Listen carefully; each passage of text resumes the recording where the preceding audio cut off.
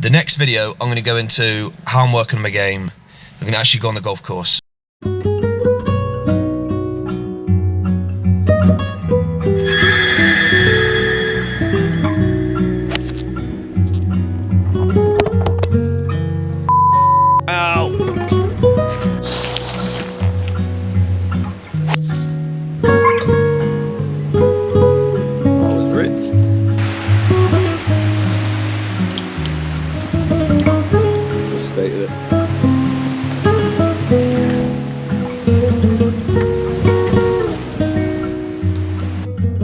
Which led to actually having full-blown yippee-ki-yay, mother.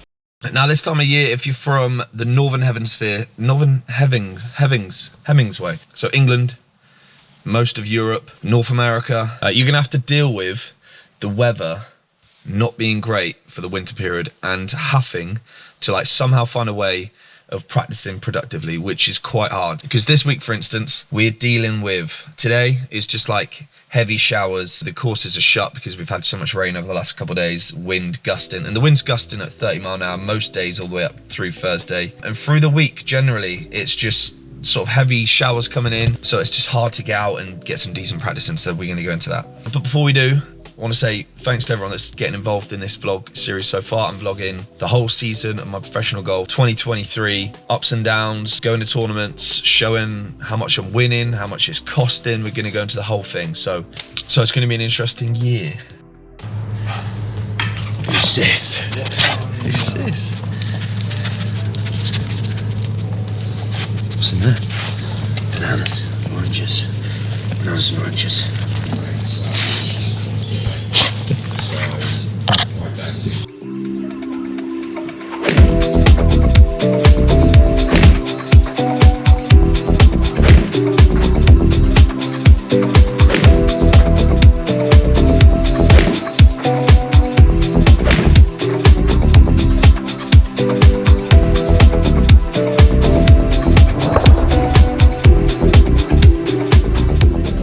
Okay, so after getting warmed up, getting moving, going up through the bag, we'll move up to 6 iron.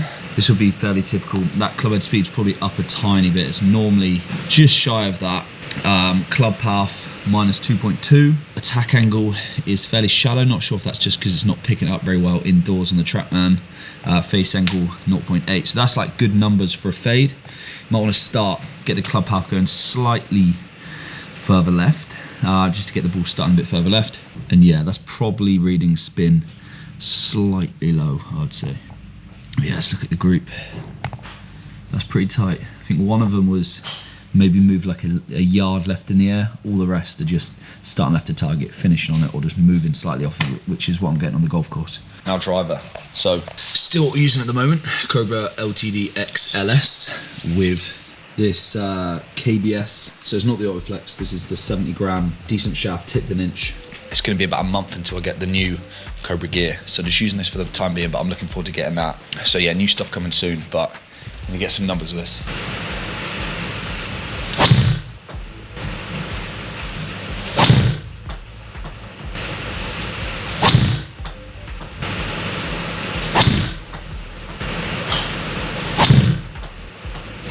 This is sort of where my numbers are at the moment with driver. So about 120 mile an hour, 121. Little cut, which is what I want to see, just that little fade off the left. Tack angle 2.2 on the up. Club path 3 degrees left. And then face angle just inside of that. Spin rate 2.5-ish, 320 distance, 300 carry. So that's sort of like a nice set there.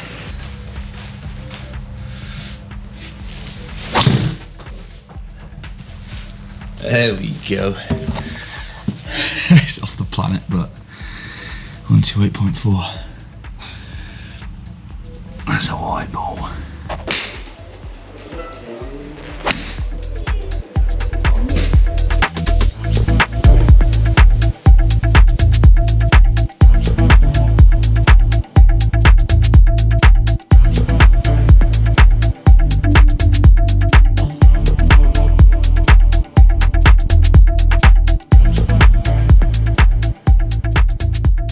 Latte Dan, latte coach. 7 degrees, feels like 3. 38 mile an hour gusts, showers.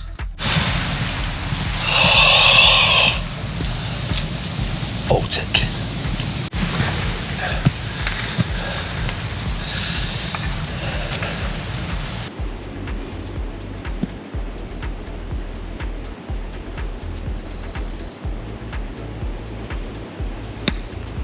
If you've watched this channel for long enough, you'll know the struggles that I've had in the past with my chipping and pitching, general low point control, which led to actually having full-blown yips around the greens. I've actually got rid of this. I'm not gonna say 100% got rid of the dreaded word, because sometimes in like very pressurized situations, there's still gonna be a slight bit of anxiety around those situations, but through success in those situations, I feel like it's going to dissipate completely. So 2 things I'm working on right now with my short game, chipping and pitching, that's really helped me. So like I said, low point control is a big one. So the first drill is swinging with one arm, and this is something that I've taken from my long game into my short game. For some reason, just swinging with my left arm, firstly it helps me take the club back on plane, but secondly it helps me not move off of the ball and stay centered.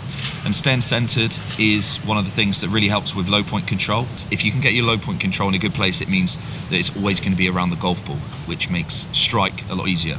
For some reason, when I put 2 hands on the golf club, sometimes I have the tendency to move off the golf ball, and then that creates a bit of a tilt, which means your low point's going to be behind the ball and you're going to fat it. The other thing I'm doing, which is more of a feeling, is feeling like I take the club back and then I sort of wait for the club head to just get to the ball, completely matching my body. What I used to do is, firstly, I used to get off of it, take it inside and shut, and then I had leg drive, overactive lower body, and then think about what those 2 things are doing. So I'm taking it back, I'm creating a tilt to the right, low point's going back, then I'm getting leg drive, which is creating more of a tilt, and then I'll just dunch the club back behind the ball, or get that tentative yippy feeling. And that's literally where it's all come from. It's all technique. Yips is generally all technique, and it's just reinforced, and then you get in situations where you fat it, and then you get that anxiety, and then the yips come from there. So those are the 2 feelings: one arm, keeping it central, and then feeling like the club just falls down in front of me, really light grip, so the club face is always staying here. And that means that without leg drive, without all those movements, my centers stay here, my low point stays here, and then strike becomes easier, which is what it is. That is the short game. That's what I've realized. It is just strike. As soon as you get your strike in a good place consistently, then you can start working with trajectories and different club angles for different lies and all that stuff. But strike is king. So yeah, give it a go.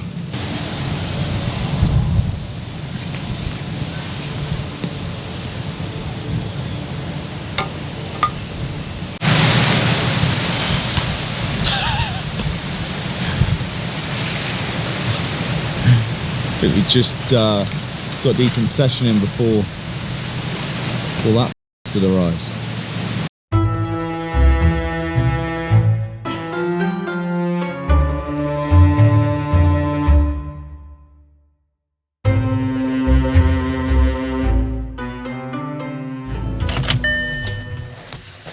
I feel like the best way to practice, if you're in similar weather conditions, similar climate to this, try and find either a simulator or a room that you can rent that has just like a TrackMan in it, or simulator with TrackMan or GC Cord or whatever. Try and get in there regularly, because I feel like that's the best place, especially if you're working on things swing wise, to be in like a nice environment where you can just focus on the moves or focus on whatever you're trying to do, whether that be, you know, some of the wedge games or you're working on driver.